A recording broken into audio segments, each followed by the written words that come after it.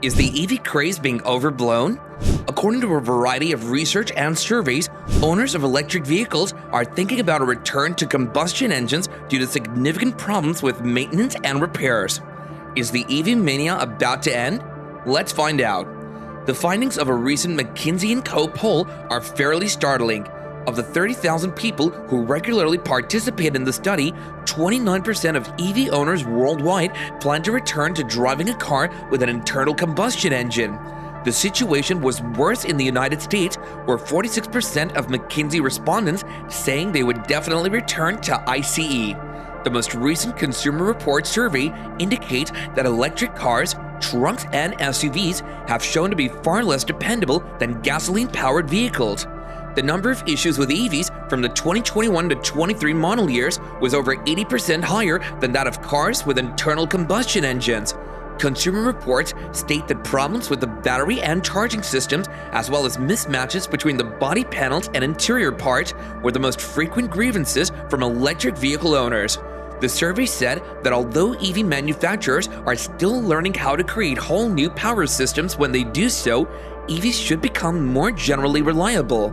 Consumer Reports noted that many buyers will likely pause before choosing to adopt the new technology, since ongoing concerns about reliability will likely be exacerbated by concerns about higher costs, a shortage of charging stations, and extending charging periods. "It's kind of a bit too much for the computer to handle," he said. Quorum now holds off on pressing the drive button until all of the dashboard lights have gone dark. When a loaner car was ready for him, he stated his dealer informed him that mechanics would inspect the bolt.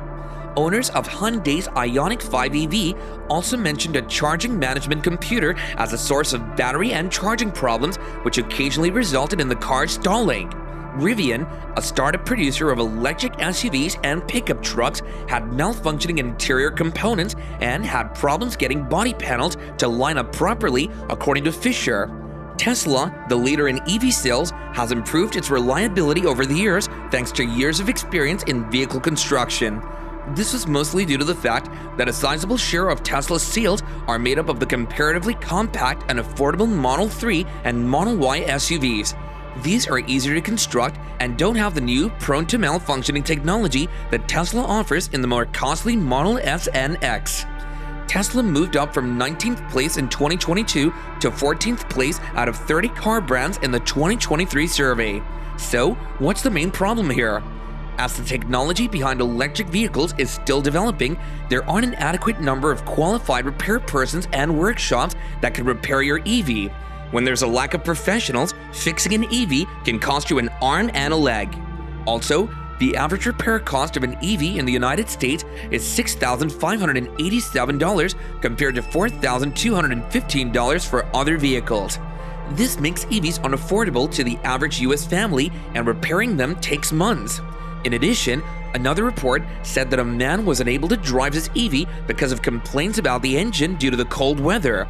So the question is, if you live in a cold climate or a cyclone-prone area and don't have access to the power grid and run out of batteries, what are you going to do? Unless you have a combustion engine vehicle, you can get in trouble in such a situation. This suggests that EVs are not replacement for combustion engine vehicles, but supplementary. Here comes the importance of hybrid vehicles. According to a recent survey, almost half of Americans say they're unlikely to buy an electric car as their next vehicle due to its high price and shortage of charging locations. That's all for now, you guys. If you like this content, do be sure to hit the like button and don't forget to subscribe if you haven't done so yet. Bye for now.